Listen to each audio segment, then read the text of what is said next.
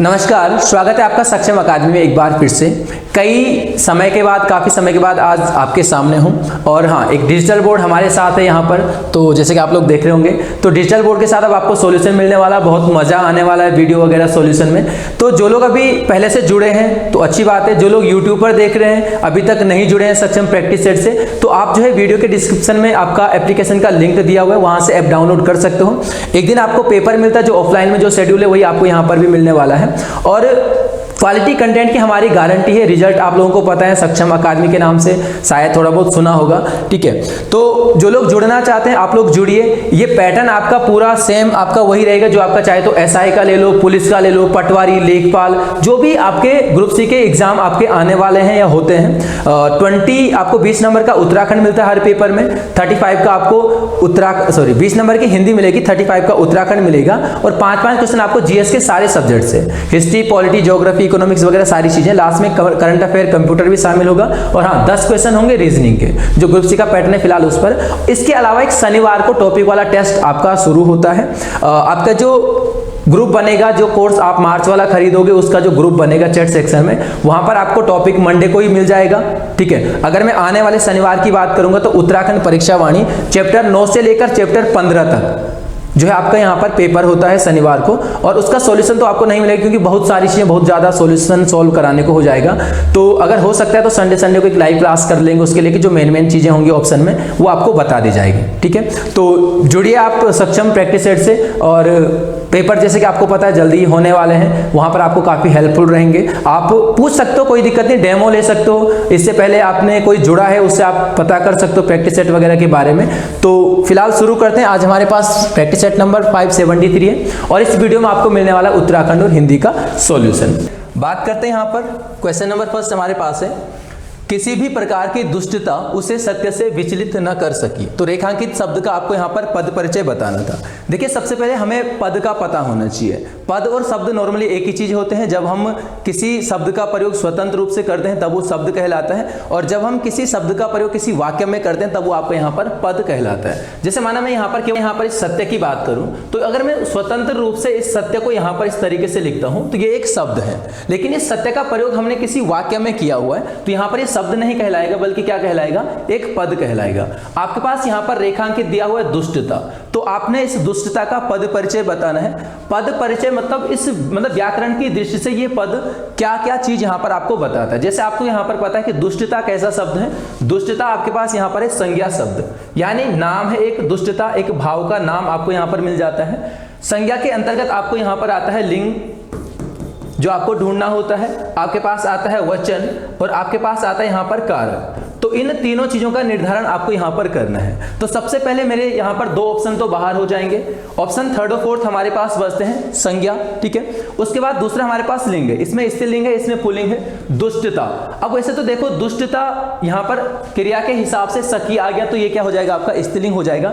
नहीं भी होगा तो ध्यान रखना, किसी शब्द को आप स्त्रीलिंग और पुल्लिंग का पहचान करने के लिए अच्छा और अच्छी शब्द का प्रयोग वहां पर आप कर सकते हो। जैसे अच्छा प्रयोग होगा तो आपका पुल्लिंग हो जाएगा, अच्छी होगा तो स्त्रीलिंग हो जाएगा। ऐसे दुष्टता अच्छा में आएगा, अच्छी में, तो कहीं ना कहीं अच्छी में आएगा तो आपका क्या हो जाएगा, स्त्रीलिंग। तो 2 चीजों से ही आपका ऑप्शन 3rd क्या हो जाता है, कंफर्म हो जाता है कि इसका क्या है, आंसर है। बाकी एक वचन ऑप्शन 4th आपके पास, अगला वचन में आपके पास एक वचन में है, तो इसको ध्यान रखेंगे। ऑप्शन 3rd आपका यहां पर आंसर हो जाएगा।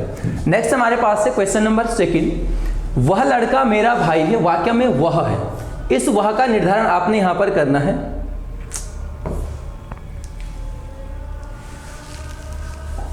इस वह का निर्धारण आपने इस वाक्य में करना है। देखो, वैसे तो वह आपका स्वतंत्र रूप से अगर मैं यहां पर लिखूं वह, तो ये वह क्या है, एक आपके पास यहां पर सर्वनाम है, ठीक है। एक तो आपका अन्य पुरुष सर्वनाम में आ जाता है, दूसरा आपका ये आ जाएगा किसमें, निश्चयवाचक सर्वनाम में। लेकिन इस वाक्य निर्माण के हिसाब से हमारे पास ये वह यहां पर क्या काम कर रहा है, कि ये वह इस लड़के की यहां पर विशेषता बताता। आपने सारनाम विशेषण अगर पढ़ा होगा तो वहां पर आपने देखा होगा, किसी संज्ञा से पहले अगर कोई सर्वनाम आकर उस संज्ञा की विशेषता बताता तो वो क्या हो जाएगा, आपका सार्वनामिक विशेषण हो जाएगा। तो इस तरीके से आपका यहां पर सेकंड वाला विशेषण ही आपका आंसर हो जाएगा।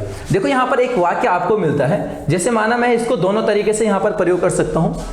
मेरे पास एक क्वेश्चन है यहां पर, वह पतंग मोहन की है, एक वाक्य है। वह पतंग मोहन की है। दूसरा यहां पर आपके पास इस तरीके से है कि वह मोहन की पतंग है, वह मोहन की पतंग है। तो आपको यहां पर अब ये चीज ध्यान रखनी है, क्योंकि परिभाषा के हिसाब से हम देखेंगे तो यहां पर भी आपका पतंग संज्ञा है, मोहन संज्ञा है, उन दोनों से पहले आपके पास सर्वनाम आया है। लेकिन सर्वनाम जो सार्वनामिक विशेषण होता है वो किस कंडीशन में होगा कि जो सर्वनाम होगा वो उसी संज्ञा के साथ आना चाहिए जिस संज्ञा के लिए उसका प्रयोग हुआ है। तो जैसे आप देख पा रहे हो कि वह मोहन की, वह पतंग मोहन की है, इसमें वह का प्रयोग पतंग के लिए हो रहा है, इसमें भी वह का जो प्रयोग हो रहा है वो पतंग के लिए हो रहा है। लेकिन जब दोनों एक साथ आएंगे ना, जैसे ऊपर वाले में वह पतंग, तो इस कंडीशन में आपका क्या बनेगा, वो सार्वनामिक विशेषण बन जाएगा। जैसे कि आप यहां पर देख रहे हो वह लड़का, वह का प्रयोग वापस किसके लिए, लड़के के लिए हुआ है, यानी संज्ञा और सर्वनाम एक साथ आ गए तो यहां पर आपका सार्वनामिक विशेषण हो जाता है। ठीक है, नेक्स्ट क्वेश्चन नंबर 3 हमारे पास है कि वह पिताजी के साथ जाने वाला है, रेखांकित पद है। तो यहां पर आपके पास ऑप्शन 4 है। विशेषण को छोड़कर अगर मैं तीनों की बात करूंगा तो आपने अव्यय के भेद पढ़े होंगे, 5 भेद होते हैं, 3 आपके पास यहां पर है। एक आपका हो जाता है कौन सा, विस्मयादि बोधक हो जाता है, 5वां है आपका निपात। अगर मैं यहां पर इसकी बात करूंगा के साथ, या फिर उससे पहले इन ऑप्शन को समझ लेते हैं। देखो विशेषण तो नहीं होगा, क्योंकि विशेषण आपको पता संज्ञा सर्वनाम की विशेषता बताने वाला होता है। क्रिया विशेषण भी आपको पता है कि ये क्या होता है, क्रिया की विशेषता बताता है।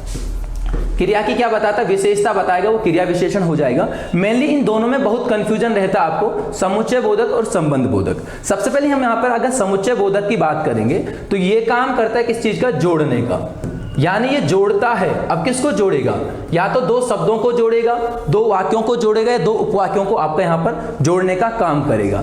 तो सबसे पहली बात तो वह पिताजी के साथ जाने वाला है, ये एक ही वाक्य है और ये यहाँ पर जोड़ने का काम नहीं कर रहा है। दूसरा हम अगर संबंध की बात करेंगे तो संबंध बोधक या संबंध वाचक जो अव्यय आपके पास आता है वो प्रायः किसी संज्ञा के बाद आएगा, किसी संज्ञा के बाद आएगा और उस संज्ञा का संबंध वाक्य के अन्य हिस्से से आपको यहां पर बताएगा। ठीक है, और ध्यान रखना जो संबंध बोधक होगा उसमें आपको कारक चिन्ह जरूर मिलेगा।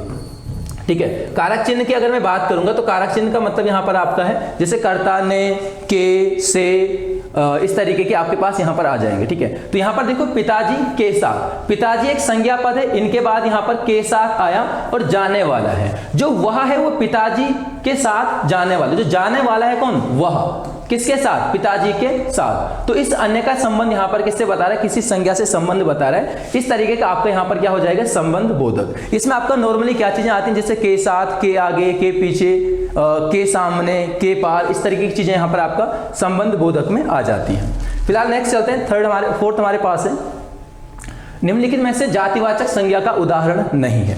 अब सबसे पहले देखो संज्ञा तो आपको पता है कि हिंदी में कहीं पर भी नाम हो जाए, नाम बराबर क्या हो जाती है, संज्ञा, चाहे वो किसी भी चीज का नाम हो। दूसरी चीज यहां पर आपको पूछी गई है जातिवाचक संज्ञा। जातिवाचक संज्ञा कोई ऐसा नाम होगा जो एक समूह का निर्धारण करेगा, या जिस नाम के अंतर्गत कई सारी चीजें आएंगी, कई सारे लोग आ सकते हैं, कई सारी वस्तुएं आ सकती हैं, कई सारी इच्छाएं मतलब भावनाएं आ सकती हैं। ठीक है, तो यहां पर अगर मैं बात करूंगा तो तितलियां, तितलियां शब्द में क्या है, क्या एक तितली होगी, नहीं, इसमें बहुत सारी तितलियां हैं। तो ये भी आपका किसका बोध करा रहा है, एक समूह का बोध करा रहा है, तो ये भी आपका जातिवाचक संज्ञा हो गई। ऐसे ही हमने नदी, बेसिक चीजें जब आपने कभी संज्ञा पढ़ी होगी तो वहां पर आपने देखोगे कि नदी आपका जाति में आ जाएगा। लेकिन ऐसे में अगर यहां पर नदी की बात करूं और मैं यहां पर आपका भागीरथी लिखूं तो ये भागीरथी नदियों में से किसी विशेष नदी का नाम है, तो यहां पर क्या हो जाता है, आपका व्यक्तिवाचक हो जाएगी।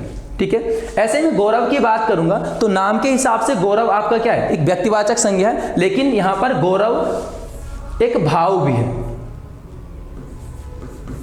ठीक है, भाव कैसे होगा गौरव, जैसे आपने देखा होगा कि उसने देश का गौरव बढ़ाया, तो वहां पर गौरव किसी लड़के का नाम नहीं, किसी व्यक्ति का नाम नहीं है, एक भाव है वो गौरव, वो केवल महसूस हो सकता है, उसको हम स्पर्श नहीं कर सकते।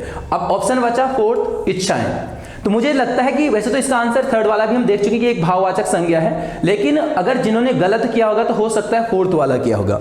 क्यों मैं बता रहा हूं, क्योंकि अगर हम इच्छा शब्द की बात करें तो ये इच्छा एक भाववाचक संज्ञा है, लेकिन संज्ञाओं में एक कंडीशन आपका यहां पर हमेशा ध्यान रखना कि कोई भी संज्ञा अगर बहुवचन में होगी तो आपका किसका काम करेगी, जाति का। क्योंकि अगर जब तक ये इच्छा है यानी ये एक है, इच्छाएं का मतलब हो गया यहाँ पर फिर से क्या हो गई, बहुत सारी इच्छाएं आपके पास आ गई। पेपर में ये क्वेश्चन आ चुके हैं और ज्यादातर भाववाचक संज्ञाएं इस तरीके से आती हैं, जैसे बुराई हो गई, एक में है तो आपका क्या हो जाएगा, भाव हो जाएगा, बुराइयां हो जाएगी तो क्या हो जाएगा, जातिवाचक हो जाएगा। ठीक है, चलिए नेक्स्ट हमारे पास है राम गाड़ी से आया है, रेखांकित में कारक। ठीक है, मुझे लगता है कि सभी का सही हो जाएगा ये वाला। ठीक है, क्योंकि यहां पर आपके पास क्या था, राम गाड़ी से आया है, यहां पर करण क्या होता है, करण बराबर क्या होता है, एक साधन। ठीक है, तो कहीं ना कहीं राम आया है, राम ने एक क्रिया करी आने की, और वो क्रिया के साधन का प्रयोग करके की गई गाड़ी से। ठीक है, ऐसे ही कुछ और एग्जांपल हो सकते हैं आपके पास कि बच्चे साइकिल से स्कूल जाते हैं, स्कूल जाते हैं किससे, साइकिल से, साइकिल का प्रयोग करके। मैं मार्कर से लिख रहा हूं, मैं इस मार्कर का प्रयोग करके लिख रहा हूं, मेरे द्वारा की जाने वाली क्रिया है लिखना, और उसका एक माध्यम है इसका प्रयोग करके मैं लिख रहा हूं, तो ये क्या हो जाएगा, करण आपका यहां पर हो जाएगा। कर्ता बहुत आसान है, देखो गांव में बोलता नहीं, तू ये भाई कर्ता धरता, तो कर्ता का मतलब क्या होगा, करने वाला, यानी कार्य को करने वाला क्या कहलाएगा, कर्ता कहलाएगा। संप्रदान में एक बेसिक चीज आप लोगों ने पढ़ी होगी कि संप्रदान में आता है देने का भाव, देने का भाव, यानी किसी दूसरे को, जैसे माना मैं बोलूं कि भिक्षुक को भिक्षा दो या गरीब को कंबल दो। ठीक है, इस तरीके के वाक्य इसमें आते हैं। दूसरी कंडीशन यहां पर संप्रदान में आपने एक और ध्यान रखनी है कि संप्रदान में किसी दूसरे व्यक्ति के हित में कार्य होता है, किसी दूसरे के हित में क्या होता है, कार्य यहां पर आपका मिलता है, तो हो जाएगा संप्रदान। बाकी अपादान की अगर मैं बात करूं तो अपादान में क्या आ जाता है, कक्षा 9 में आपने पढ़ा होगा पेड़ से पत्ता गिरता है, यानी अलगाव का भाव आपका किस में आ जाएगा, अपादान कारक में। साथ में तुलना आ जाती है, मोहन सुरेश से अधिक दौड़ता है या अधिक सुंदर है, दोनों की तुलना की जा रही है। आपका यहां पर कार्य प्रारंभ होना आ जाता है, जैसे माने मैं बोलूं कि मैं कल से दौड़ने जाऊंगा, तो मतलब मैं आज तक नहीं जाता था, मैं कल एक दिन है, उस दिन से कोई क्रिया प्रारंभ करने का बोध हो जाता है कहीं पर, तो आपका क्या हो जाएगा, अपादान कारक हो जाता है। चलिए नेक्स्ट हमारे पास है 6 वाला कि आज उसने आधा लीटर दूध ही खरीदा। वाक्य में आपको यहां पर क्या है, विशेषण पूछा गया है। तो सबसे पहले तो देखो विशेषण बेसिक सी चीजें हैं, 4 भेद आपको पता होने चाहिए, खैर छोड़ो उनको। यहां पर इसकी बात करें हम कि आज उसने आधा लीटर दूध खरीदा। सबसे पहली चीज, अगर आपको विशेषण ढूंढना है तो आपको पता होना चाहिए विशेषण क्या होता है, संज्ञा या सर्वनाम की विशेषता बताने वाला। तो आपको क्या करना है, यहां पर संज्ञा पद ढूंढना है। तो संज्ञा पद की बात करेंगे तो आपको सिर्फ यहां पर दूध एक ऐसी संज्ञा है जिसकी यहां पर क्या, जिसके बारे में कोई जानकारी यहां पर मिल रही है। दूध हो जाएगा विशेष से, दूध की विशेषता बताई जा रही, कितना, आधा लीटर। ठीक है, अब आधा लीटर, ये लीटर आपके पास आ गया। अगर कहीं पर भी कोई यूनिट आती है, कोई मात्रक आपके पास विशेषण में आता है, तो हमेशा किस में होगा, परिमाण में। इसका मतलब इस लीटर का मतलब क्या है कि इसको मापा जा रहा है, एक लीटर में इसको मापा जा रहा है। ठीक है, लेकिन कैसा है, आधा लीटर। अच्छा बताओ क्या ये फिक्स होगा, बिल्कुल फिक्स होगा। आधा लीटर कितना हो जाएगा, 500 मिलीलीटर। ठीक है, तो ये आपका किस में आ जाएगा, आधा लीटर में आ जाएगा। तो ये क्या हो जाएगा, निश्चित परिमाणवाचक आपका यहां पर हो जाएगा। ठीक है, अगर यहां पर कुछ लीटर होता तब वो अनिश्चित होता। ठीक है, तो आसान था, ज्यादा कुछ है नहीं इसमें। नेक्स्ट चलते हैं हम, क्वेश्चन नंबर हमारे पास अगला है 7th वाला कि डॉक्टर ने कहा कि वृद्ध मरीज चल बसा। वाक्य में क्रिया का भेद क्या है, देखिए इस क्रिया का भेद अगर यहां पर देखेंगे तो मूल रूप से जो समापन यहां पर हो रहा है, चल बसा, 2 क्रियाएं आपके पास है। अच्छा मुझे बताओ क्या इस वाक्य में इन दोनों क्रियाओं का बोध हो रहा है? अगर दोनों का अर्थ निकलता तब तो ये हो जाता कि चलना और बसना, 2 क्रियाएं है ना। लेकिन यहां पर आप देख रहे होंगे कि जो बसना क्रिया है, इसने अपना अर्थ समाप्त करके मुख्य क्रिया को वाक्य पूरा करने में क्या की, मदद की। तो ये सारी क्रियाएं आपका क्या हो जाती है, संयुक्त क्रिया में आता है। आपका ऑप्शन नंबर यहां पर फर्स्ट वाला है संयुक्त क्रिया, तो ये आ जाता आपका किसमें, संयुक्त में। संयुक्त का मतलब जहां पर 2 हो, मिले हुए हो, है ना। तो 2 क्रियाएं जहां पर एक क्रिया का बोध कराए वो क्या हो जाएगी, संयुक्त क्रिया। पूर्वकालिक में आपको पता है कि अगर जहां पर मूल क्रिया यानी जो मुख्य क्रिया होगी, मुख्य क्रिया से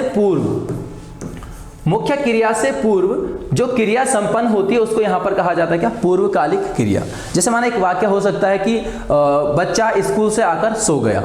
अगर इसमें पूछा जाए कि बच्चा क्या कर रहा है तो बच्चा सो गया, ठीक है, लेकिन सोने से या मुख्य क्रिया से पहले उसने क्या किया, स्कूल से आकर। ठीक है, तो जो आकर, जाकर, नहाकर, सोकर, उठकर, बोलकर, ये सारी क्रिया आपका किसमें आ जाएंगी, पूर्वकालिक में। ऐसे ही प्रेरणार्थक की अगर मैं बात करूं तो प्रेरणार्थक में आपने देखो जहां पर कोई व्यक्ति स्वयं कार्य न कर किसी अन्य व्यक्ति से क्या करवाता है, कार्य करवाता है। जैसे माना अध्यापक ने छात्रों से पाठ पढ़वाया।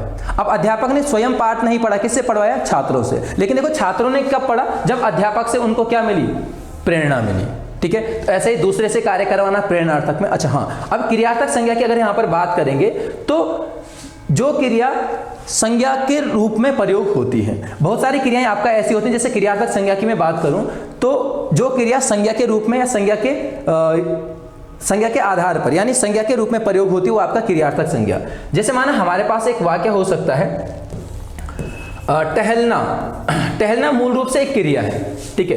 और मैं अगर वाक्य बनाता हूं कि टहलना स्वास्थ्य के लिए लाभदायक है, तो यहां पर मैं इस टहलने का जो प्रयोग कर रहा हूं क्रिया के रूप में नहीं कर रहा हूं। वैसे भी आपको पता होगा कि क्रिया कभी भी वाक्य की शुरुआत में नहीं आती है, ठीक है। ये टहलना यहां पर एक आदत है, ठीक है। अब आदत है, आदत का नाम है, तो नाम बराबर क्या हो जाती है संज्ञा। और कैसी संज्ञा? क्रिया से बनी है, तो तब क्या हो जाएगी वो आपका यहाँ पर क्रियार्थक संज्ञा। शायद अगर इंग्लिश ग्रामर आपने पढ़ी होगी तो जीरंड फॉर्म आपका आता है, फर्स्ट फॉर्म के साथ आईएनजी लगता है ना। तो वही चीज यहाँ पर आपका क्या है, क्रियार्थक संज्ञा के रूप में आ जाता है। नेक्स्ट चलते हैं, हमारे पास 8th क्वेश्चन है, दरवाजे पर कौन खड़ा है वाक्य में सर्वनाम का भेद बताइए। तो सबसे पहले इन पदों में से आपको पहचान में आना चाहिए कि सर्वनाम है कौन। देखो सर्वनाम कौन है, कौन, ठीक है। अब आपको पता है कौन, सीधे सीधे मतलब यहां पर पूछा जा रहा है कि भाई कौन आया है, तो क्या हो जाएगा आपका प्रश्नवाचक। प्रश्नवाचक की अगर मैं यहां पर आपको बात करूं तो एक तो कौन आ जाता है, सजीव के लिए कौन आ जाएगा और निर्जीव के लिए आ जाएगा आपका यहां पर क्या आ जाएगा, निर्जीव के लिए। अनिश्चयवाचक की बात करूंगा तो सजीव के लिए यहां पर एक सर्वनाम आता कोई। माना कोई आया है, मुझे कंफर्म नहीं कौन आया लेकिन कोई आया है, अनिश्चित है। दूसरा अनिश्चय में आपका यहां पर आ जाता कुछ। जैसे माना मैं बोलूं बाजार से कुछ लेकर आना, क्या आपको पता है क्या लाना है? नहीं, लेकिन कुछ लेकर आना अनिश्चित वो चीज है, वो आपका यहां पर किस में आ जाएगी, अनिश्चय में। निश्चयवाचक की अगर मैं बात करूं यहां पर तो इसमें आपका क्या आ जाता है, यह, वह, ये और वे, ये आपका किस में आ जाता है, निश्चयवाचक में। और संबंध में आपका क्या आ जाता है, जो और सो। देखो ये तो मूल रूप से है जो और सो, इसके साथ साथ जिसे, उसे, कई बार आपका क्या आता है, जो, वह, ठीक है। नॉर्मली हमारे पास वह आता है क्या, निश्चय में आ जाता है। फिलहाल निश्चय की मैं बात करूंगा अगर कि वह मेरी पुस्तकें हैं, तो निश्चित है कि वही क्या है, मेरी पुस्तकें हैं। लेकिन अगर मैं यहां पर इस वाक्य को इस तरीके से बोलूं कि वह मेरी पुस्तक है जो मेज पर रखी है, अब यहां पर केवल वह नहीं है, ये वह कनेक्ट कर रहा है किससे, जो से। तो यहां पर ये जो और वह दोनों मिलकर क्या कर रहे हैं, संबंधवाचक का यहां पर कार्य कर रहे हैं। बाकी देखो बेसिक चीजें, सर्वनाम आपको पता है 6 भेद आपके सर्वनाम के होते हैं, और नहीं पता है ना तो ये आपको बहुत मतलब क्या ढीले चल रहे हो आप लोग, क्योंकि पेपर कभी भी हो सकते हैं, कभी भी डेट आ सकती है। तो इन कम से कम हिंदी के जो चीजें होंगी ना, जिनकी जो आपका भेद होते हैं, जैसे संज्ञा के भेद होगी, सर्वनाम के, विशेषण के, क्रिया के, इनको आप एक कॉपी में लिख के रखा करो, आपके बहुत काम आएंगे, ठीक है। चलिए नेक्स्ट हमारे पास है क्वेश्चन नंबर 9, पतंग उड़ाई गई वाक्य में वाच्य है। देखो वाच्य एक ऐसा टॉपिक है जो आपको बहुत कंफ्यूज करता है, ठीक है। थोड़ा बहुत मैं अगर इन तीनों वाच्य की बात करूंगा, इनके बारे में बताऊंगा, तो इसको कर्तृवाच्य क्यों कहा गया है, क्योंकि इसमें किसकी प्रधानता होती है, कर्ता की प्रधानता होती है। अब देखो कर्ता का प्रधान होने का मतलब क्या है कि कर्ता का होना जरूरी है। अगर किसी वाक्य में कर्ता नहीं होगा तो वो आपका कर्तृवाच्य कभी नहीं होगा। दूसरी चीज हमने ध्यान रखनी है कि कर्तृवाच्य में कर्ता तो होगा, लेकिन कर्ता के साथ कोई विभक्ति नहीं होगी, कभी नहीं होगी, केवल एक को छोड़ के, किसको, ने। अगर कभी भी वाक्य कर्ता ने के फॉर्म में आता है, मोहन ने, सुरेश ने, दादी ने, नानी ने, अध्यापक ने, तो आंख बंद करके सीधे कर्तृवाच्य करके आओ, ठीक है। दूसरे अगर क्रिया की बात करेंगे तो यहां पर आपका दोनों प्रकार की क्रियाएं आती हैं, सकर्मक और अकर्मक क्रियाएं।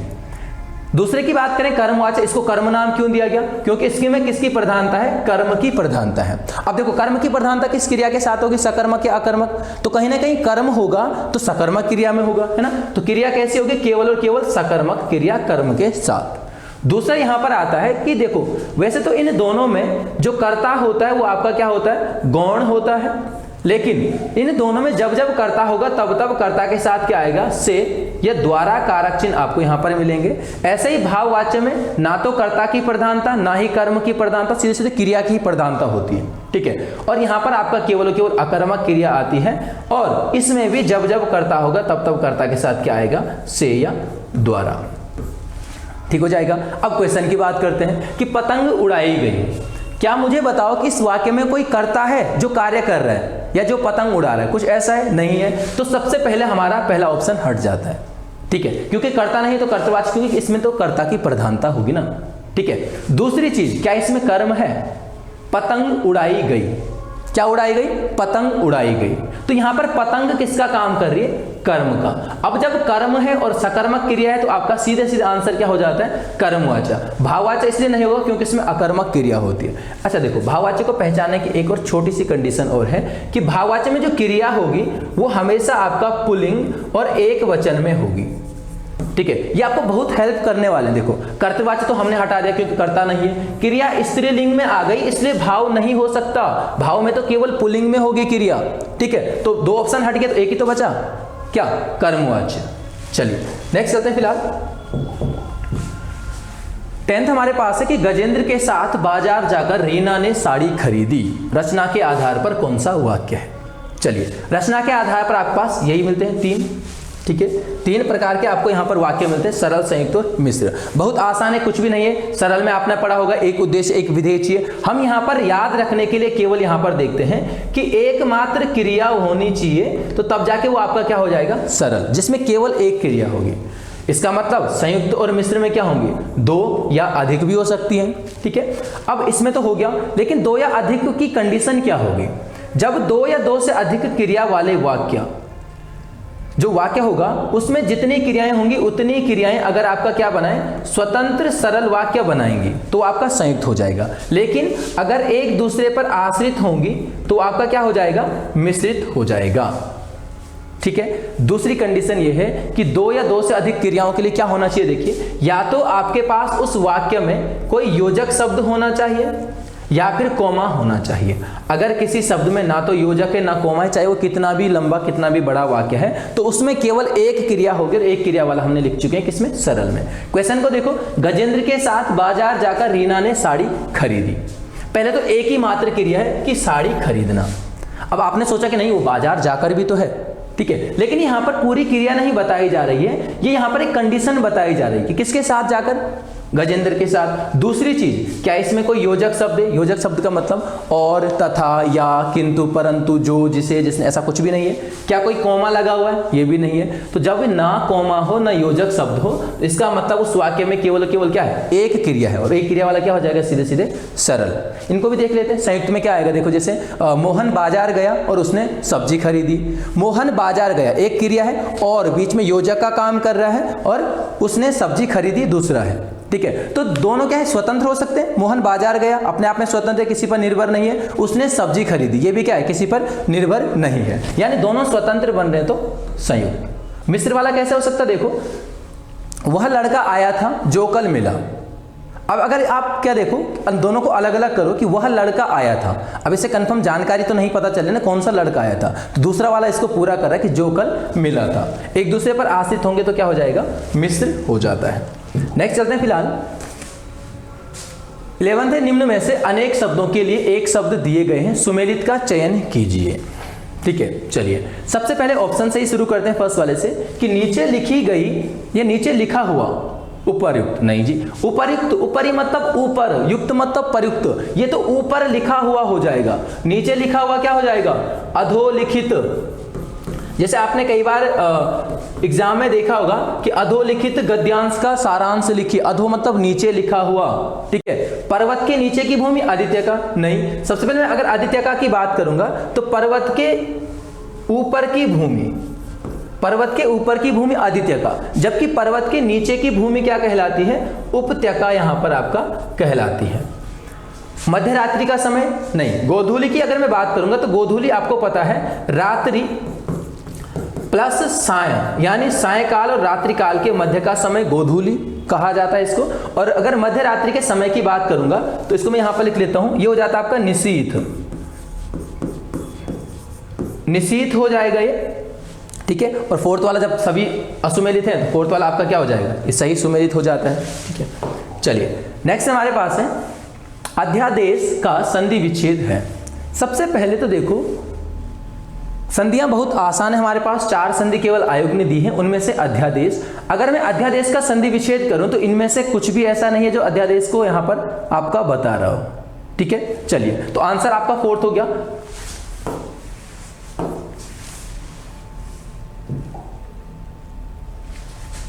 आंसर आपका यहां पर फोर्थ हो जाता है।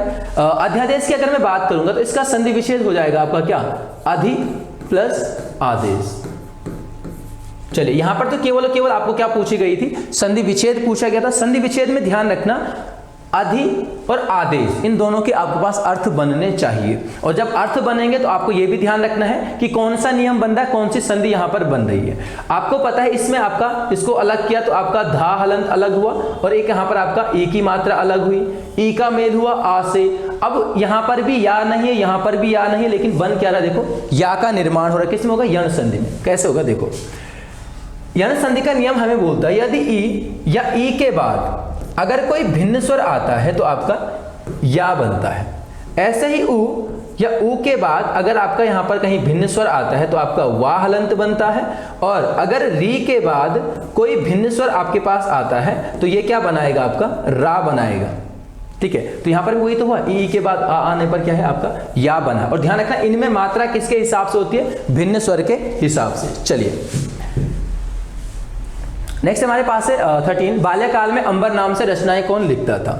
अगर मैं रचनाओं की यहाँ इस बार अंबर नाम की बात करूंगा तो इन्हीं ऑप्शन में से किसी एक नाम में अंबर छुपा हुआ, किसमें, पीतांबर में। तो पीतांबर दत्त बड़त्वाल की बात करूं तो इन जो है आपका बाल्यकाल में अंबर नाम से कविताएं लिखते थे। आप लोगों ने इनके बारे में पढ़ा होगा कि पहले व्यक्ति थे जिन्होंने हिंदी में क्या की थी, डॉक्टरेट की उपाधि ली थी।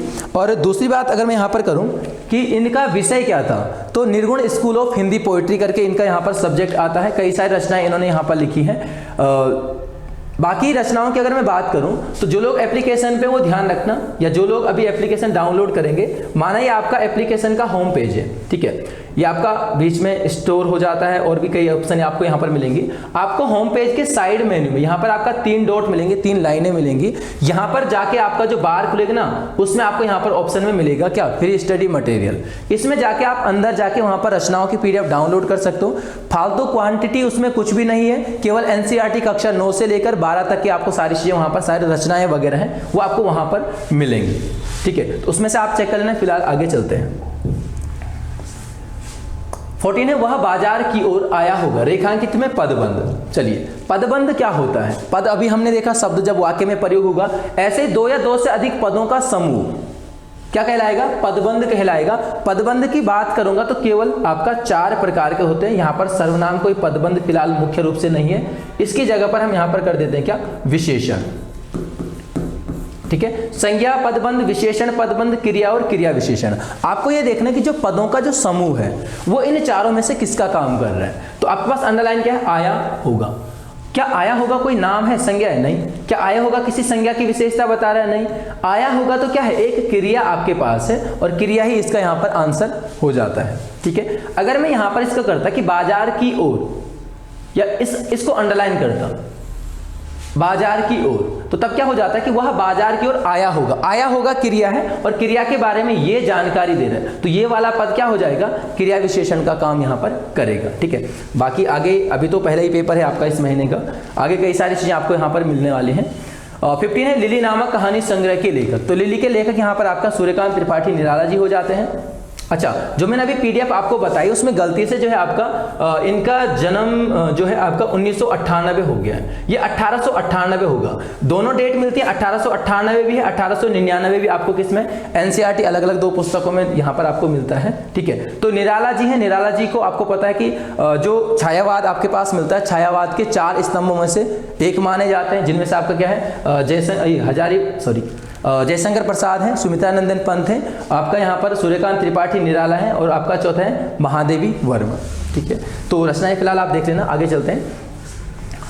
16 निम्नलिखित में से शब्दालंकार नहीं है, तो इसमें से शब्दालंकार कौन सा नहीं है, ऑप्शन नंबर 4 वाला रूपक। देखो शब्दालंकार अर्थालंकार मुख्य रूप से 2 भेद में अलंकार को बांटा गया है। जहां पर शब्दों के कारण वाक्य का काव्य का श्रृंगार हो वो क्या हो जाएगा, शब्दालंकार, और जहां पर अर्थ के कारण हो वो क्या हो जाएगा, अर्थालंकार। फिलहाल इनकी बात करूंगा तो इनमें से आपका यमक हो जाएगा, श्लेष, विप्सा, एक आपके यहां पर क्या आता है, अनुप्रास, और एक आता है वक्रोक्ति। वक्रोक्ति, ये सभी आपका किसमें, शब्दालंकार में। और इसके अलावा जो भी आएंगे अर्थालंकार, ठीक है। तो कुछ भी नहीं है, 5 तो याद हो ही जाएंगे, है ना। 2-3 बार कोशिश करना, बहुत आसान है, कुछ भी नहीं है। दूसरा, हाँ, इस तरीके से भी याद रख सकते हो कि जहां पर मुख चंद्र, आपने कई सारे एग्जाम्पल देखोगे पर इसमें लुसेंट वगैरह में मुख चंद्र सा है, मुख मानो चंद्र है, मुख चंद्र है, तो मुख और चंद्र का जो आपको यहाँ पर एग्जाम्पल मिलेंगे वो सभी किस में आ जाएंगे, अर्थालंकार में, नेक्स्ट वाले में, ठीक है।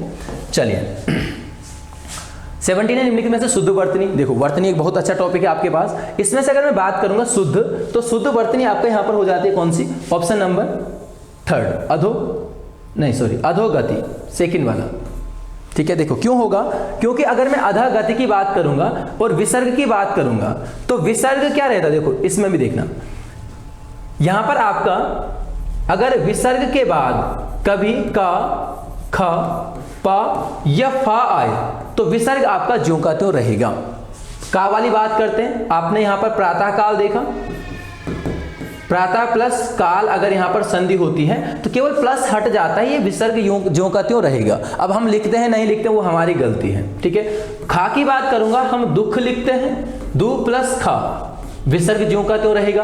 पतन की बात करूंगा तो देखो ये थर्ड वाला इसी तरीके से गलत था, क्योंकि यहां पर आपका क्या होगा, अधः पतन, क्योंकि विसर्ग के बाद क्या आया, पा आया है, तो विसर्ग ज्यों का त्यों रहेगा, विसर्ग का परिवर्तन नहीं होगा। ऐसे ही आपने अंतापुर देखा होगा, वाक्यांश के लिए भी तो आता है एक शब्दों में कि जहां रानियां निवास करती, महल का वह स्थान जहां रानियां निवास करती हैं, तो वो आ जाएगा अंतःपुर, उसमें भी विसर्ग ज्यों का त्यों रहेगा। और फा की बात करूंगा तो अंतःफलन वगैरह सारी चीजें। अंतर्गत, देखो रा तो यहां पर होगी ना, तब जाके अंतर्गत होगा, ठीक है। चलिए तो फिलहाल ऑप्शन के ही बारे में है, आगे चलते हैं। 18 है निम्न में से शब्द विलोम सुमेलित नहीं है, मतलब कौन सा शब्द अपने विलोम शब्द के साथ सुमेलित नहीं है। प्रदोष, प्रत्युष, ज्योतितम, गुप्त रहस्य, उपरोक्त सभी। तो अगर आपने उपरोक्त सभी किया है, क्योंकि 2 तो आपने कर ही दिए होंगे, ठीक है। मैं अगर यहाँ पर थर्ड वाले की बात करूंगा तो गुप्त और रहस्य एक ही चीज तो है। गुप्त रहस्य मतलब रहस्य है, कोई छुपी हुई चीज है वो रहस्य है, गुप्त मतलब छुपा हुआ। इन दोनों का अगर विलोम की बात करूंगा तो क्या हो जाएगा आपके पास, यहाँ पर प्रकट हो जाता है, ठीक है। चलिए बाकी तो ठीक है, कोई दिक्कत नहीं है। नेक्स्ट चलते हैं हम 19 पर। सालूर किसका पर्यायवाची शब्द है, तो यहां पर सालूर हो जाता है किसका, मेंढक का पर्यायवाची शब्द। चलिए अच्छी बात यह थी कि ऑप्शन में आपके पास यहां पर क्या नहीं था, शेर नहीं था, है ना। अगर मैं यहां पर शार्दुल की बात करूं, शार्दुल, तो शार्दुल यहां पर शेर का हो जाता है, सालूर हो जाएगा किसका, मेंढक का, ठीक है। मेंढक में आपका भेक आता है, ठीक है। आपका यहां पर वर्षा प्रिय, कई बार अगर वर्षा प्रिय मैंने ऑफलाइन क्लास में पूछा है तो बहुत सारे लोग इसको सीधे मोर बोलते हैं। मोर को केवल बादल प्रिय, वर्षा नहीं। वर्षा किसको प्रिय है, मेंढक को, ठीक है। एक यहां पर आपका मेंढक में आपका सालूर हो गया। और अगर यहां पर हाँ दादुर भी तो होता है, दादुर, दादुर भी किसका हो जाएगा, मेंढक का पर्यायवाची हो जाता है, ठीक है। बाकी ओस की बात करेंगे तो ओस का आपका यहां पर क्या आता है, निहार, निहार आपका तुषार हो जाता है, शबनम। और देखो पाला भी ओस का ही रूप है, अगर पर्यायवाची में देखेंगे तो पाला भी आपका किसमें, इसी में आ जाता है, ठीक है। नेक्स्ट हमारे पास क्वेश्चन नंबर है 20, निर्धन में उपसर्ग। तो इसको बहुत आसान था, निर्धन में आपका क्या हो जाएगा, ऑप्शन थर्ड हो जाएगा, निर। देखो कैसे हटाएंगे, अगर मैं इन चारों ऑप्शन के हिसाब से निर्धन को तोड़ूं तो ये कैसे टूटेगा, कोई भी शब्द नहीं होता है, निर प्लस धन। अगर ये रा पूरा होता तो इसको ऊपर जाने की जरूरत क्या थी, है ना, पूरा होता तो ये भी आपका नहीं बन सकता। इसकी बात करूंगा ये तो तब भी नहीं हो सकता, क्योंकि यहां पर तो ह्रस्व एक ही मात्रा है ना, तो एक ही तो बचा निर। अब निर को हटाया यानी ऊपर वाले रा को हटाया, आगे क्या बचा, धन। तो ये धन एक सार्थक शब्द, ध्यान रखना, उपसर्ग और प्रत्यय जिस मूल शब्द से हम अलग करेंगे उसका एक सार्थक होना जरूरी है। कई बार हम एक शब्द आता है हमारे पास बदौलत, और बदौलत आता हम सीधे दिमाग में सोचते हैं यार बद होगा, इसका क्यों होगा बद। अगर मैं यहां से बद को हटा दूं और आगे हमारे पास क्या बचा, ओ की मात्रा बची, हमारे पास बचा क्या, औलत। क्या औलत कोई सार्थक शब्द है, नहीं है, इसका मतलब ये हमने गलत चुना है। इसमें से अगर मैं केवल बा को हटा दूं तो हमारे पास क्या बचा शब्द, दौलत। और दौलत शब्द क्या है, एक सार्थक शब्द है, इसका मतलब इसका केवल क्या होगा, बा उपसर्ग यहां पर आपका मिलेगा, ठीक है। चलिए ये तो थी हिंदी। उत्तराखंड में आते हैं, किन उपकरणों की तुलना सोन घाटी के प्रस्तर उपकरणों से की गई है। ठीक है। राज्य के जो है प्रस्तर उपकरण कुछ जगहों से मिले हैं, जैसे आपका गंगाद्वार मिला है, अलकनंदा घाटी से, आपका थापली से मिलता है। थापली आपका अगले साइड क्वेश्चन में वहां पर डिस्कस करेंगे। फिलहाल इनकी बात करूंगा सोन घाटी की। तो सोन घाटी से यहाँ पर गंगाद्वार यानी हरिद्वार के निकट से कुछ प्रस्तर उपकरण, प्रस्तर मतलब पत्थर होता है, ये पता होना चाहिए सभी को, पत्थर के उपकरण मिले हैं। तो उनकी तुलना की गई है किससे? सोन घाटी के उपकरणों से। राज्य से जो प्राप्त हुए हैं प्रस्तर उपकरण, उनको फ्लैग या फ्लैग वर्ग में रखा गया है।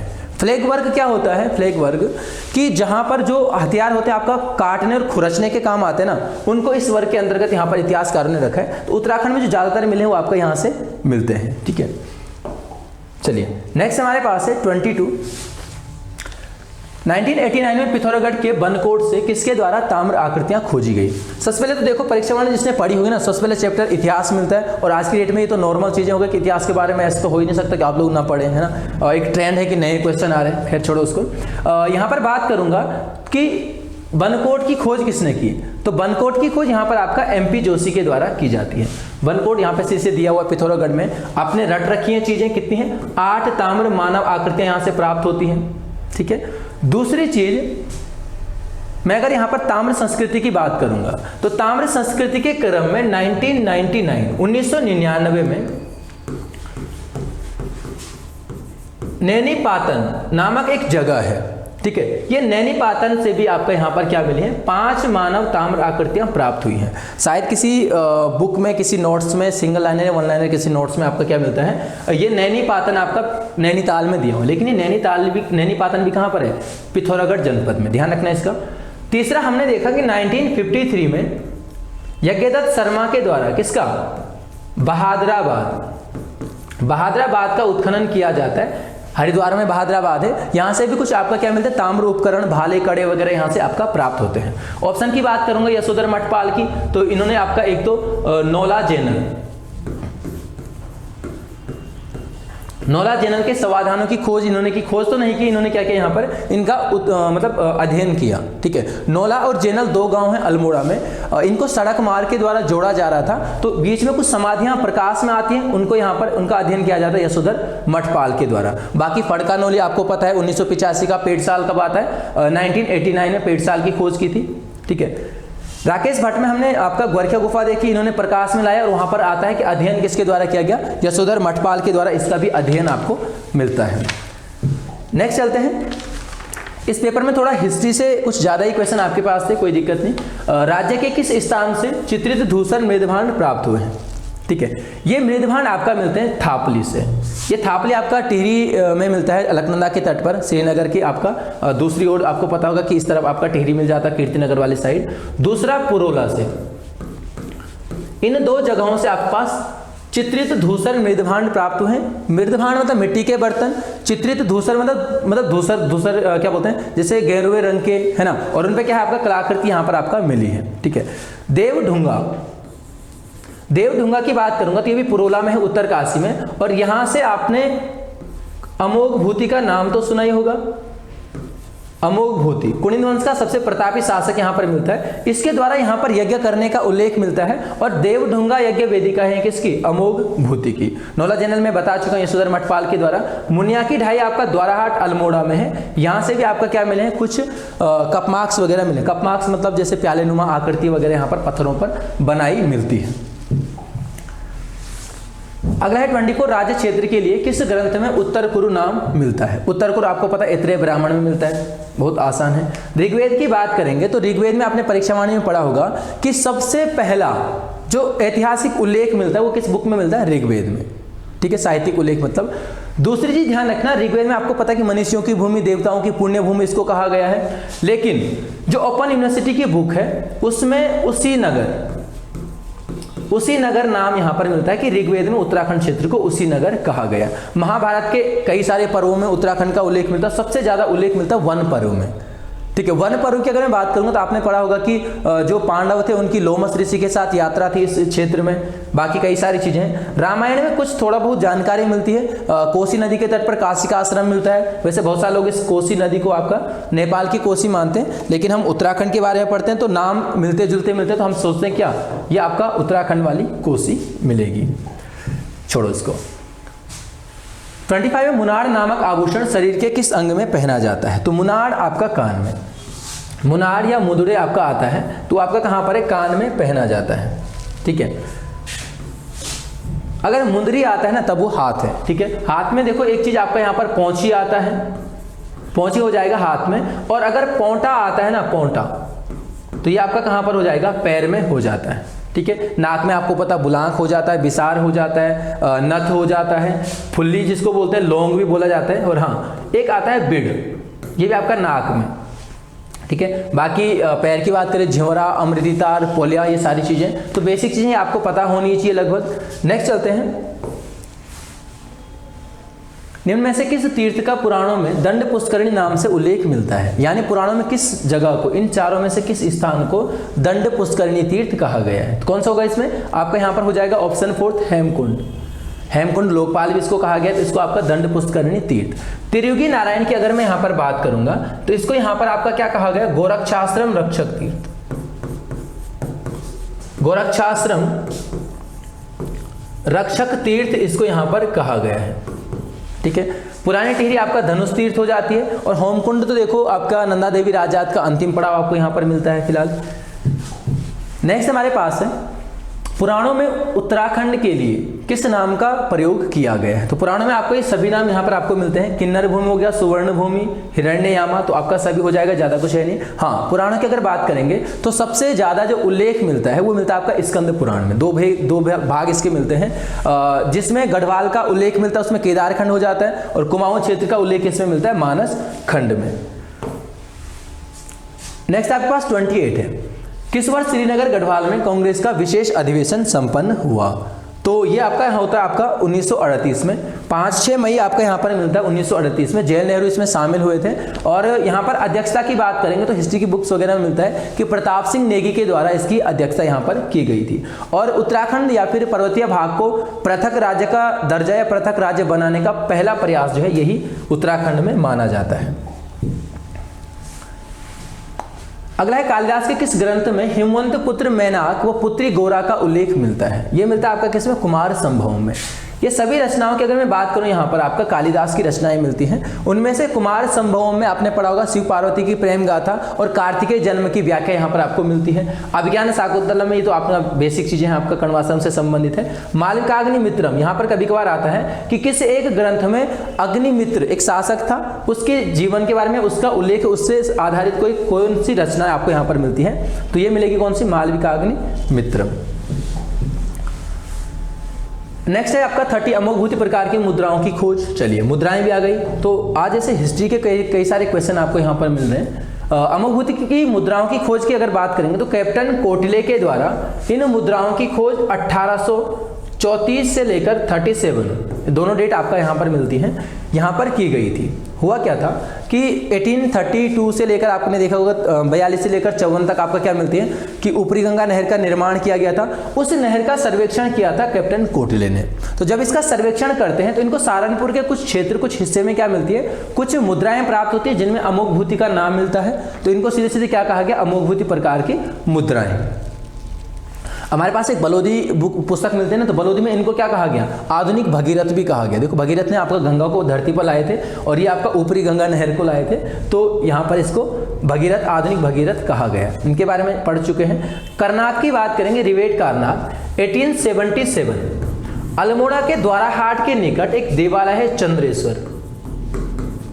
चंद्रेश्वर देवालय है। यहाँ से कुछ कप मार्क्स आपका प्राप्त हुए हैं। कुल मिला के यहाँ पर मिलता है कि 200 कप मार्क्स हैं जो 12 समांतर पंक्तियों में आपका प्राप्त हुए हैं। और एमपी जोशी हम देख चुके हैं, आपका माहेश्वरी प्रसाद जोशी, आपका लाखू गुफा हो जाती है, आपका बनकोट हो जाता है, और भी हमने यहाँ पर क्या देखा आपका, इनके द्वारा कुछ कप मार्क्स भी आपका खोजे गए हैं कुमाऊं क्षेत्र में। 31 है, नरसिंह ताल किस जनपद में स्थित है? तो नरसिंह ताल आपका यहाँ पर ऑप्शन फर्स्ट चमोली जनपद में हो जाएगा। चमोली जनपद में हमने यहाँ पर आपका एक तो देखो मछली ताल यहाँ पर आपका मिलता है, काक भुसुंडी है ना, काक भुसुंडी ताल, तो काक भुसुंडी के निकट आपको यहाँ पर मछली ताल भी यहाँ पर मिलता है, ठीक है। बाकी देखो कई सारे ताल आपके यहाँ पर, नैनीताल की बात करें तो बहुत सारे। देखो एक चीज यहाँ पर कंफ्यूज करती है, अगर सूखा ताल आता है तो वो आपका नैनीताल में, और केवल अगर सुख ताल आता है तो वो कहाँ पर है? आपका चमोली जनपद में। ऐसे ही पिथौरागढ़ की बात करेंगे तो पार्वती के नाम से यहाँ पर आ जाता है, पार्वती ताल। बागेश्वर में देखो एक तो नंद कुंड मिलता है और एक आपको यहाँ पर मिलता है कौन सा, देवी कुंड। ठीक है, चलिए इसको आगे चलो। फिलहाल 32 है तालेश्वर ताम्रपत्र से किस वंश की जानकारी मिलती है। तालेश्वर ताम्रपत्रों की अगर मैं बात करूं तो दोनों हैं, क्योंकि पौरव वंश को ही आपके यहाँ पर वर्मन वंश कहा गया है। इन पौरव शासक जो थे इनके नाम के अंत में क्या है, वर्मन, वर्मन प्रत्यय जुड़ा हुआ मिलता है, इसलिए आपको यहाँ पर वर्मन इनको कहा गया है। इन ताम्रपत्रों में पौरव शासकों के राज्य की अगर हम बात करेंगे तो इसको क्या कहा गया, पर्वताकार राज्य। इनके राज्य को पर्वताकार राज्य कहा गया है। परसों एनटी का पेपर आपने देखा होगा तो वहां पर आपको ये जिक्र मिलता है। ठीक है, दूसरी चीज इनकी राजधानी बताई गई है ब्रह्मपुर। ठीक है, इसकी स्थिति भी अलग अलग इतिहासकारों ने अलग अलग यहां पर आपका बताई है। कुछ ताम्रपत्रों में इनको जो है आपका सोमवंशी कुछ ऐसा कहा गया है और सिक्कों में क्या मिलता है, इनको सूर्यवंशी और चंद्रवंशी यहां पर मिलता है। 33 कालसी स्थित शिलालेख राज्य के किस वंश के बारे में जानकारी देता है। तो बहुत आसान है, कालसी आपको पता ना अशोक का था, और अब हिस्ट्री का क्वेश्चन बनता है कि अशोक किस युग से संबंधित है, किस काल से संबंधित थे, तो मौर्य वंश के शासक थे अशोक। ठीक है, 257 बीसी का आपको यहां पर ये अभिलेख मिलता है कालसी वाला। इस अभिलेख में उत्तराखंड क्षेत्र को अपरांत और यहाँ के निवासियों को पुलिंद बताया गया है। दूसरी इसकी खोज की बात करते हैं तो 1860 में ई फॉरेस्ट के द्वारा इसकी खोज की गई थी। ठीक है, कई सारे लोग बोलते हैं चौथे नंबर का, नंबर कुछ भी नहीं था। आपने शायद अगर पढ़ा होगा तो अशोक ने क्या किया था कि अपनी सीमा रेखा पर जो है शिलाओं पर लेख लिखे थे और हर शिला पर 13 लेख लिखे गए हैं। अगर आप कालसी कभी गए हो तो वहां पर एक चीज का जिक्र नहीं मिलता जो हम पढ़ते हैं कि पशु बलि की निंदा की गई है, पशु चिकित्सा, मनुष्य चिकित्सा, सभी की जानकारी मिलती है। तो हर स्तंभ में, हर शिला पर क्या थे, 14 लेख यहां पर लिखे गए। ठीक है, तो ये आपको यहां पर मिलता है। 34 है कुहू गर्ग लक्ष्यसेन व आदित्य जोशी का संबंध। तो ये तो आपका बैडमिंटन से आपने कई सारे न्यूज़पेपर वगैरह में पढ़ा होगा। शतरंज से हमारे पास एक नाम आता है परिमार्जन नेगी का, परिमार्जन नेगी कई बार आता है पेपर में। हॉकी की बात करेंगे तो दो लोग यहां पर आपका मिलते हैं, एक तो राम बहादुर छेत्री है, राम बहादुर छेत्री, और दूसरा आपको यहां पर मिलते हैं त्रिलोक सिंह बसेड़ा। अब देखो राम बहादुर छेत्री है ना, छेत्री, तो चा से छेत्री, चा से यहां पर ध्यान रखना, इनको चाइना वाल भी कहा जाता है। और जो त्रिलोक सिंह बसेड़ा है उनको आयरन वाल ऑफ इंडिया के नाम से यहां पर जाना जाता है। नेक्स्ट आपके पास 35 में से कौन सा लोकगीत शुभ अवसरों पर गाया जाता है। तो शुभ अवसरों पर गाए जाने वाला गीत आपका यहाँ पर कौन सा है, मांगल गीत। आपने देखेंगे पुराने रीति रिवाज कुछ होते थे, शादी ब्याह के अवसर पर क्या है मांगल गीत गाए जाते थे, तो आपका यहाँ पर किस में थे, शुभ अवसरों पर। पवाड़ा की अगर मैं बात करूंगा तो लौकिक लोक गाथाएं,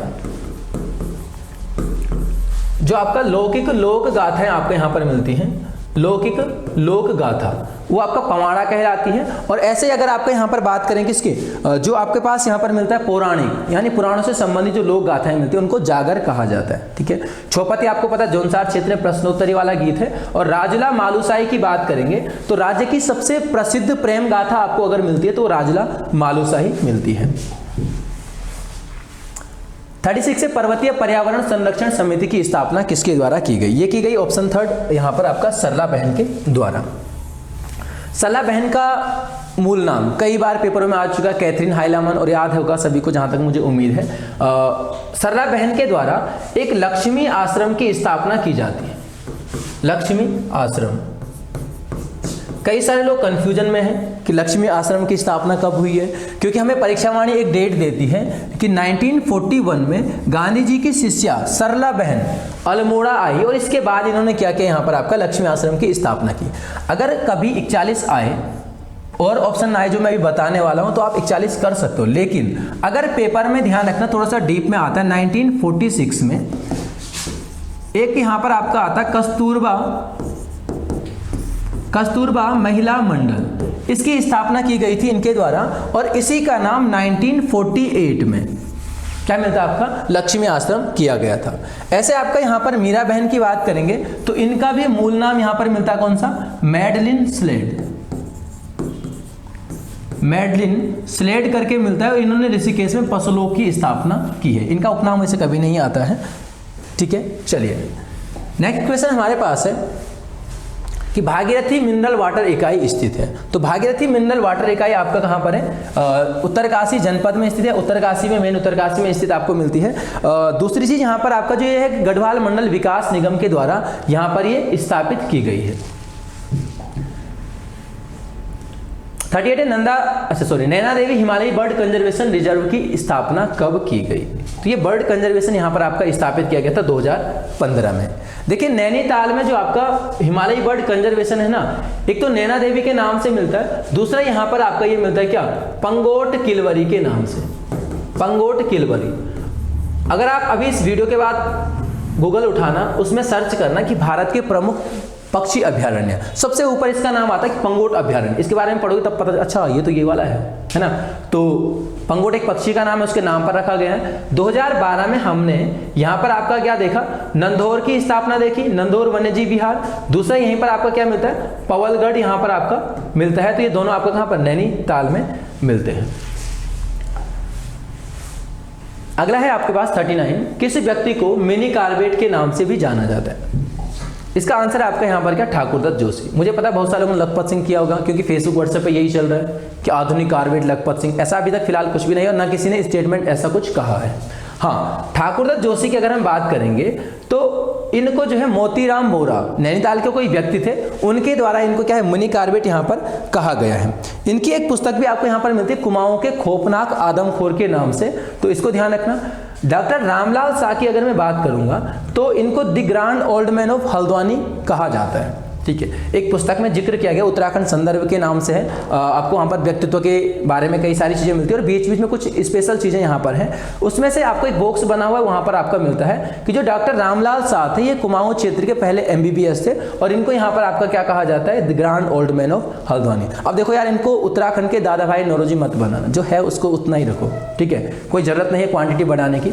नेक्स्ट चलते हैं हमारे पास 40 है, राज्य के किस जनजाति में स्त्री चोगा कोलक जबकि कमर पर लपेटे जाने वाले कपड़े को केरक कहा जाता है? तो ये है आपका यहाँ पर ऑप्शन 3 जाड़ जनजाति। पेपर में आया था कि जाड़ किसकी उपजाति है, बेसिक क्वेश्चन था, लेकिन बहुत सारे लोगों ने इसको क्या किया, बहुत कुछ अलग कर दिया, मतलब आंसर है ना। तो जाड़ जनजाति की बात करेंगे तो ये एक तो आपका कहाँ पर निवास करती है, उत्तरकाशी जनपद में निवास करती है। दूसरा, इस जाति के बारे में अगर मैं बात करूं तो राजा जनक को अपना पूर्वज मानते हैं और जनकताल अगर आपने पढ़ा होगा उत्तरकाशी में, तो उसी के आसपास इनका यहाँ पर निवास मिलता है। दूसरा, हिंदू धर्म के साथ साथ ये लोग क्या करते हैं, बौद्ध धर्म को भी अपनाते हैं, यानी बौद्ध धर्म के अनुयायी मिलते हैं। यहाँ पर जो ब्राह्मण कार्य करता है उस व्यक्ति को यहाँ पर क्या कहा जाता है, लामा के नाम से जाना जाता है। दूसरी चीज क्या है कि तिब्बती समुदाय से संबंधित ही इनके पास यहाँ पर एक तो लोहसर मिलता है, लोहसर, और दूसरा मिलता है सूरगेन।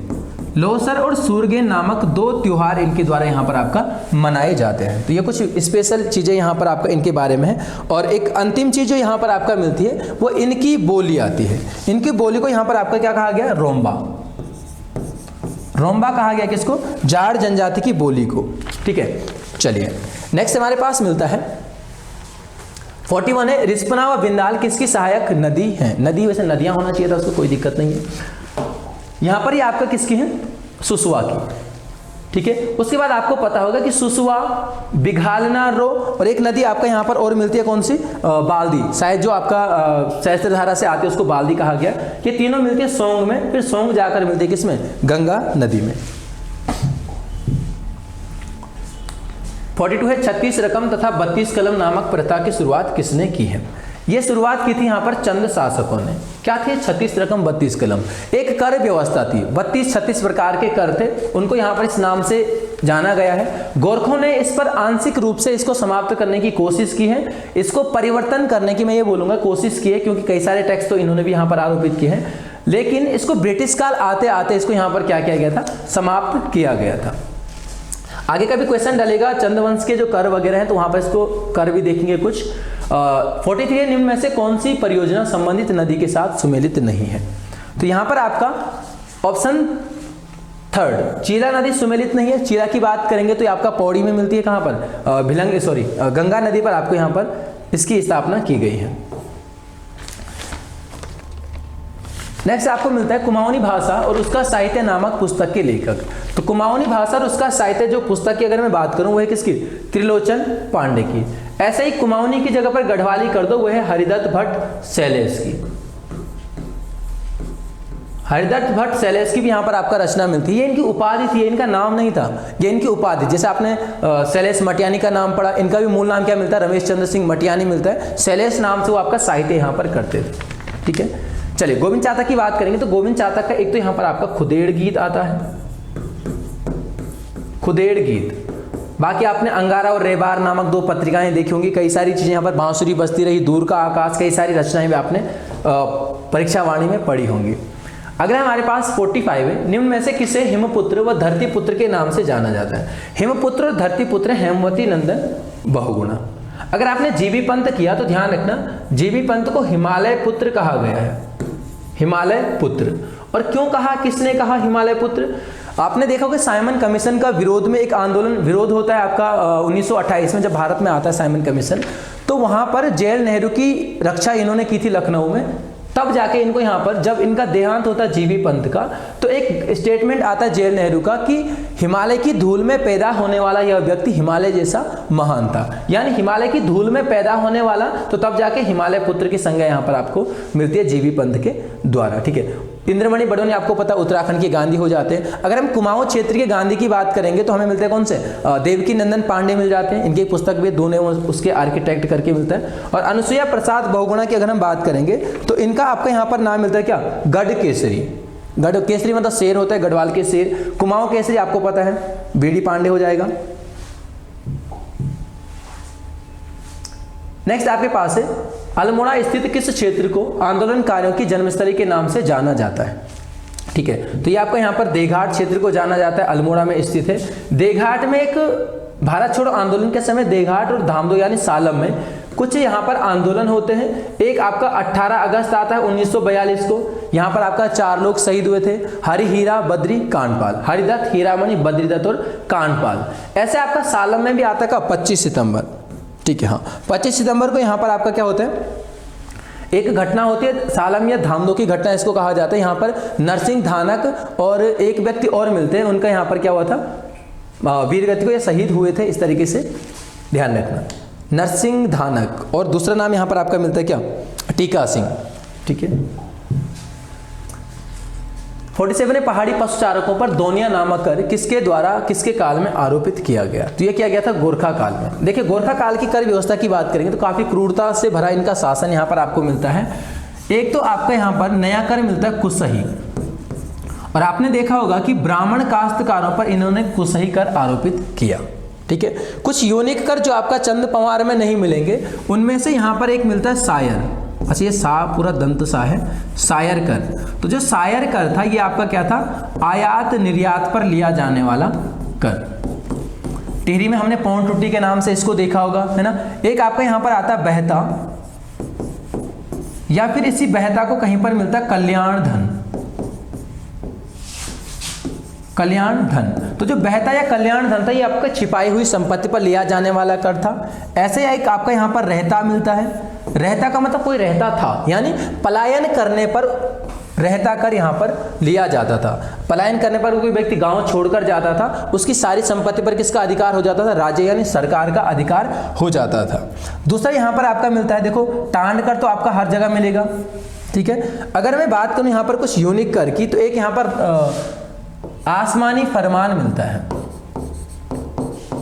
आसमानी फरमान, आसमानी फरमान का मतलब है ये देवीय आदेश पर लिया जाने वाला कर था। अगर आपने थोड़ा बहुत पढ़ा होगा तो जुनियाल मांगने की प्रथा, घात लगाने की प्रथा, ये सभी आपका किसके काल से शुरू होती है, गोरखा काल से आपका शुरू होती है, ठीक है। बाकी के फिर देखते रहेंगे आगे।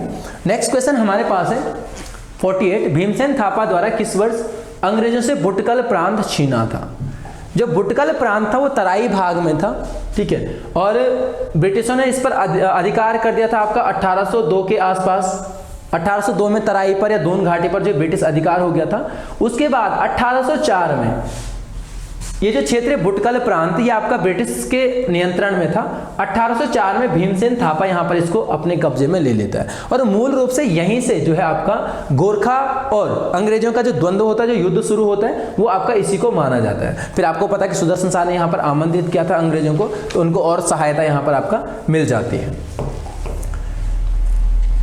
49 है, राज्य में उर्वशी कुंड किस जनपद में स्थित है? तो उर्वशी कुंड आपका यहाँ पर कहाँ हो जाता है? चमोली जनपद में हो जाएगा। ठीक है, उर्वशी, वैतरणी, सांडिल्य कुंड आपने यहाँ पर पढ़ा होगा पंचकुंड में। बागेश्वर के भी हम बात कर चुके हैं। पिथौरागढ़ की बात करें तो एक तो नंदा हो जाता है यहाँ पर, नंदा कुंड, और एक होता है आपका यहाँ पर पार्वती। अगर आपको पता है कि पार्वती कुंड यहाँ पर है तो पार्वती नंदा एक ही तो चीज है ना। नैनीताल की बात करेंगे, नल दमयंती में जो नल ताल है इसमें कमल फूलों की अधिकता के कारण इसको कभी कभार कमल ताल के नाम से भी जाना जाता है। दूसरा यहाँ पर आपका हरीश ताल मिलता है, हरीश ताल, ये भी आपका कहाँ पर है? नैनीताल जनपद में मिलेगा। ठीक है, देखो भीमताल वगैरह तो आपको पता है, कुमाऊं की सबसे बड़ी झील भीमताल है। सबसे गहरी कौन सी है? सनत कुमार सरोवर। अच्छा, नंदी नंद में थोड़ा सा दिक्कत होती है, तो एक हमारे पास नंदी कुंड मिलता है, एक नंदा मिलता है और एक मिलता है आपके पास नंद। तो नंद तो हम देख चुके हैं आपका कहाँ पर है? बागेश्वर में अभी हमने पहले देखा। नंदा हमने यहाँ पर देख लिया पिथौरागढ़ में। अब नंदी की बात आती है तो नंदी किसका प्रिय पशु है? भगवान शिव का प्रिय पशु है। अब भगवान शिव जी से संबंधित पंच केदार किस किस जनपद में आपको मिलते हैं? एक तो है रुद्रप्रयाग में और एक है आपका चमोली जनपद में। तो इन दोनों में कौन सा मिलता है? नंदी। ठीक है, नेक्स्ट हमारे पास 50 है, मंगलाचू ताल किस जनपद में स्थित है? ठीक है, तो मंगलाचू ताल है आपका उत्तरकाशी जनपद में। एक मैगजीन आती थी उस पर, ग्रीन टर्न शायद, पता नहीं, तो उस पर लिखा हुआ था कि किस ताल में जो है आपका पत्थर रगड़ने से जो है मछलियां बाहर आती है। भाई वो सब में आती है। ठीक है, अब और जगह कोशिश नहीं करी होगी किसी ने, तो वो चीज़ हर जगह, लेकिन हाँ ये नाम ध्यान रखना, उत्तरकाशी में। उत्तरकाशी में हमारे पास एक डोडी ताल मिलता है। इसकी विशेषता ये है कि एक तो इसमें द्राउड़ मछलियां पाई जाती हैं, दूसरा 6 कोनों वाला ताल है, और तीसरा इसका स्थानीय नाम हमने क्या देखा था? डुंडीराज गणेश। डुंडीराज गणेश का यहाँ पर आपका मंदिर मिलता है, तो डुंडीराज के नाम से भी इसको यहाँ पर जाना जाता है। ठीक है, चमोली ऑप्शन 2 बार हो गया था, कोई दिक्कत नहीं है। तो फिलहाल ये आपके पास यहाँ पर क्या है? उत्तराखंड हिंदी का सॉल्यूशन है इस पेपर का। थोड़ा सा मुझे रिव्यूज़ भी चाहिए होंगे आप लोगों के, मैसेज कर देना कि थोड़ा सा कैसा लगा, क्योंकि बोर्ड पे, डिजिटल बोर्ड पे पहली क्लास थी, तो हो सकता है कुछ चीज़ें गलतियां हो जाती हैं कभी कभार, कुछ पहली बार, तो आगे आगे सुधार ही जाएगा इस चीज़ को। और मिलेंगे नेक्स्ट वीडियो के साथ, जीएस के साथ। धन्यवाद।